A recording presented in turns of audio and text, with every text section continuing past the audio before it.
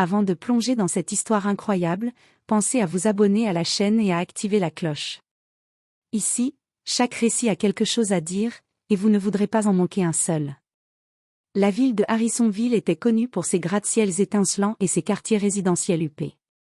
Mais derrière la façade moderne se cachait une tension palpable. Dans les rues animées, on sentait parfois une hostilité invisible, un poids que certains portaient depuis des générations.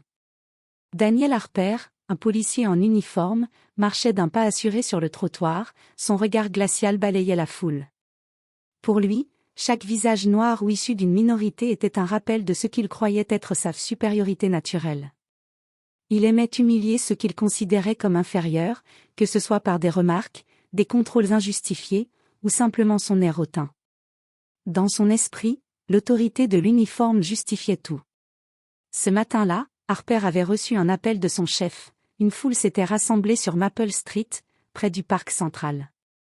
Des habitants se plaignaient d'un « attroupement » qui, selon le policier, ralentissait la circulation. Il imaginait déjà la scène, des citoyens désordonnés, indisciplinés, qu'il pourrait remettre à leur place. Mais ce qu'il allait trouver dépassait tout ce qu'il avait anticipé. Au milieu de la rue, un homme noir, impeccable dans son costume sombre, distribuait des repas aux sans-abri. Chaque geste était mesuré, chaque sourire sincère. Cet homme n'était pas seulement un citoyen ordinaire, c'était Gideon Wallace, gouverneur de l'État, réputé pour son autorité ferme et sa justice inébranlable. Harper ne savait pas qui il avait en face de lui. Tout ce qu'il voyait, c'était un homme noir dans la rue, et dans sa mentalité biaisée, cela suffisait à justifier sa condescendance et son arrogance. Mais le destin avait décidé de lui enseigner une leçon qu'il n'oublierait jamais. Les passants, certains avec leur téléphone déjà prêt, observaient en silence, sentant que quelque chose d'important était sur le point de se produire. Dans cette ville, où le pouvoir et la race se croisaient souvent de manière explosive, Daniel Harper allait bientôt découvrir que l'humiliation n'était pas toujours réservée aux autres. Le soleil du matin frappait les trottoirs de Maple Street, reflétant sur les vitrines des magasins fermés. Les passants se pressaient pour rejoindre le centre-ville, certains jetant des regards curieux vers un petit attroupement. Au milieu, un homme noir distribuait des repas aux sans-abri avec une patience et une dignité qui forçaient le respect. Daniel Harper arriva en trombe, son uniforme impeccable, son regard dur. Il s'arrêta brusquement, fronçant les sourcils. « Et vous là » cria-t-il, pointant l'homme du doigt. « Qu'est-ce que vous faites au milieu de la rue ? Vous gênez le trafic. » L'homme leva lentement les yeux. Gideon Wallace, gouverneur de l'État, se tenait droit, le visage calme, le regard pénétrant.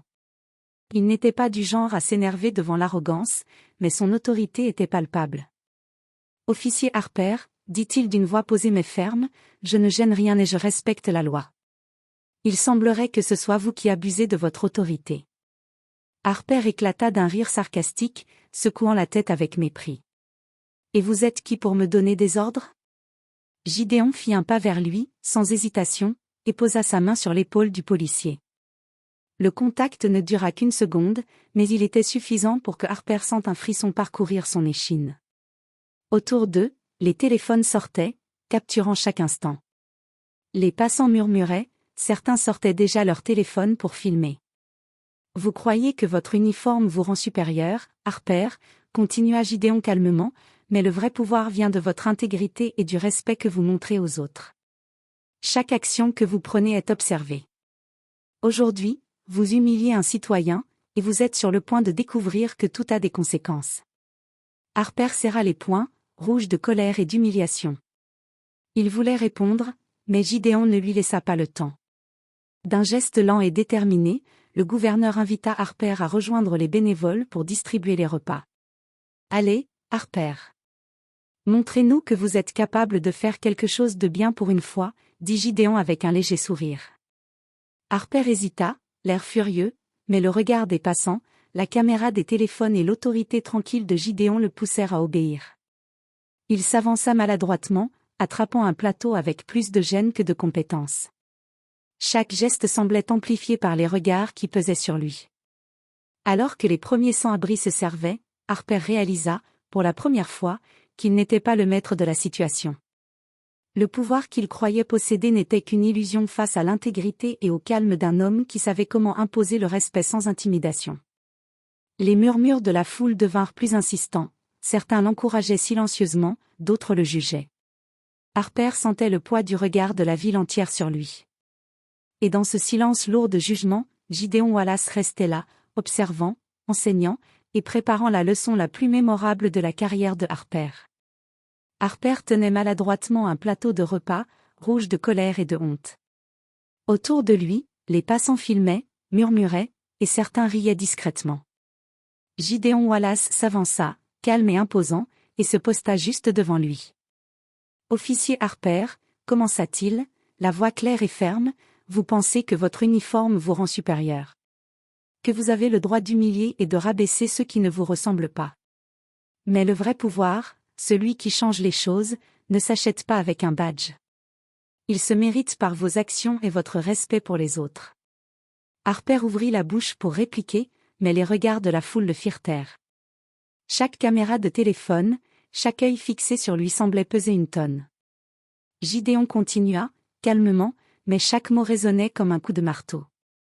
Vous vous imaginez maître de la situation parce que vous portez un uniforme, mais vos actions montrent autre chose, arrogance, préjugés, et une incapacité à comprendre ce que signifie servir la communauté. Puis, il fit un geste vers les bénévoles. Montrez que vous pouvez faire quelque chose de bien. Distribuez ces repas avec dignité, ou observez ceux qui le font correctement. Harper, les mains tremblantes, commença à servir les repas. Chaque maladresse, chaque plat renversé, chaque regard désapprobateur de la foule amplifiait sa honte. Les sans-abri, eux, ne savaient pas qui il était, mais sentaient son malaise. Certains murmuraient entre eux, curieux de voir le policier qui ne savait pas comment agir avec humanité. Pendant ce temps, Gideon parla à la foule, sa voix portée et claire. Regardez ce moment.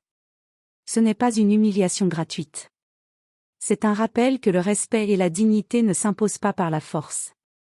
Même ceux qui semblent puissants doivent apprendre à servir avec compassion. Les passants applaudissaient doucement, certains hochaient la tête, d'autres filmaient chaque geste. Harper sentit son cœur battre à tout rompre.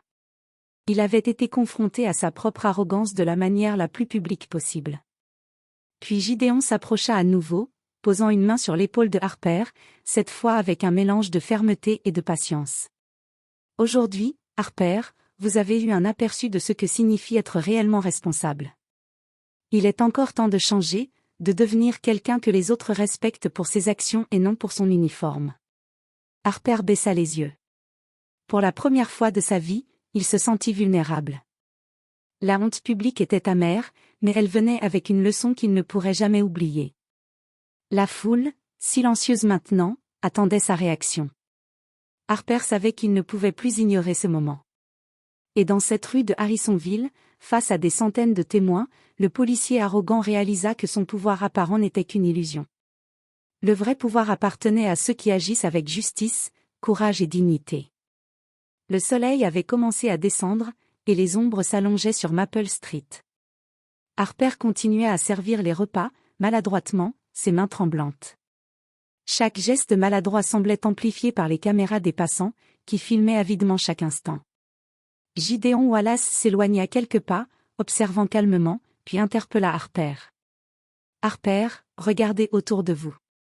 Voyez les sourires, les regards reconnaissants. Maintenant, regardez-vous.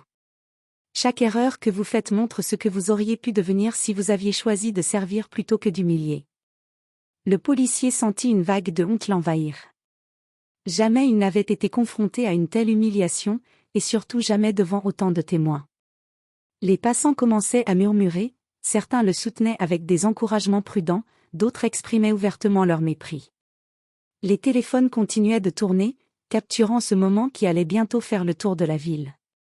Un sans-abri s'approcha timidement et murmura.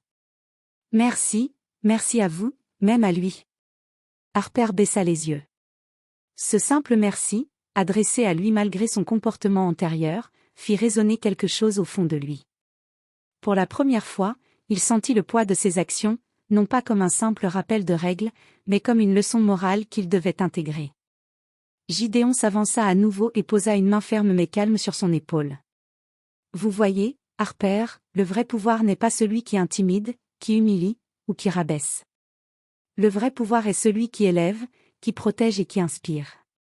Aujourd'hui, vous avez eu votre leçon. Harper ne répondit pas. Il savait que ses mots seraient vains. Chaque regard autour de lui, chaque caméra pointée sur lui faisait comprendre l'ampleur de sa défaite morale. Il avait cru contrôler la situation, mais en réalité, il avait été exposé, observé, et jugé. À ce moment précis, Gideon se tourna vers la foule et conclut. Que cette leçon serve à tous, le respect se gagne par l'intégrité, et non par la peur. Même ceux en uniforme doivent comprendre que chaque action a des conséquences. Harper, enfin conscient de ses erreurs, remit les derniers repas en silence. La foule, émue, applaudit timidement, non pour l'humiliation qu'il avait subie, mais pour la justice et l'exemple donné. Dans son cœur, une petite étincelle de conscience s'alluma, il savait que ce jour marquerait le début d'un long chemin de transformation. Alors que les derniers rayons du soleil disparaissaient derrière les gratte-ciel, Harper quitta la scène, les épaules basses, pour affronter la réalité de ses choix passés. Gideon Wallace, immobile au milieu de la rue, regarda l'horizon, satisfait. Justice n'avait pas été rendue par la force, mais par l'intégrité et la leçon publique que tout le monde venait de voir. Le lendemain matin, Harrisonville était en effervescence. La vidéo de l'altercation entre Daniel Harper et Gideon Wallace avait fait le tour des réseaux sociaux, dans les journaux locaux et même à la télévision nationale. Des milliers de citoyens avaient vu le policier arrogant et raciste être confronté à sa propre arrogance et humilié publiquement par le gouverneur noir. Dans le commissariat, Harper était assis, silencieux, son uniforme impeccable désormais taché de honte. Une enquête interne avait été ouverte. Ses supérieurs ne pouvaient plus ignorer ses comportements passés, et plusieurs plaintes antérieures refaisaient surface. « Harper, dit le chef de police, les yeux sévères, vous êtes suspendu avec possibilité de réintégration seulement si vous suivez un programme complet sur la sensibilité culturelle, la gestion de conflits, et le respect des citoyens. » Harper hocha la tête, silencieux. Pour la première fois, il comprenait que sa carrière et sa réputation étaient désormais liées à ses actions, et non à son titre ou son uniforme. Pendant ce temps, la ville entière parlait de l'événement. Les passants qui avaient assisté à la scène racontaient comment le gouverneur avait transformé une situation de confrontation en leçon d'intégrité publique. Des articles louaient Gideon Wallace pour son calme et son sens de la justice, tandis que Harper devenait l'exemple de ce qui arrive lorsque l'arrogance et les préjugés dominent la raison. Mais la plus grande leçon n'était pas seulement publique, elle était personnelle. Harper sentit, pour la première fois, un vrai poids sur ses épaules, la responsabilité. Il commença à réfléchir à toutes les fois où il avait abusé de son pouvoir, humilié des citoyens innocents, ou ignoré le véritable sens de son uniforme. Quelques semaines plus tard, Harper commença son programme de rééducation morale et professionnelle. Les premiers jours furent difficiles, chaque exercice, chaque interaction avec les citoyens, lui rappelait son passé, mais petit à petit, il apprit à écouter, à respecter, et à agir avec empathie. Dans les rues de Harrisonville, certains citoyens, au début méfiants, commencèrent à remarquer un changement. Harper ne redevenait pas un héros du jour au lendemain, mais il montrait des signes réels de transformation. Et Gideon Wallace, toujours attentif à sa ville, continua de veiller à ce que la justice et l'intégrité soient les véritables règles du pouvoir. Ce jour-là, la ville avait appris quelque chose d'essentiel, l'arrogance peut être confrontée, la haine peut être corrigée, et le vrai pouvoir appartient à ceux qui élèvent les autres, même au prix de l'humiliation d'un tyran de l'autorité. Harper n'oublierait jamais cette journée sur Maple Street. Elle resterait gravée dans sa mémoire comme le moment où il a perdu sa fierté, pour enfin comprendre ce que signifie vraiment être un serviteur de la loi.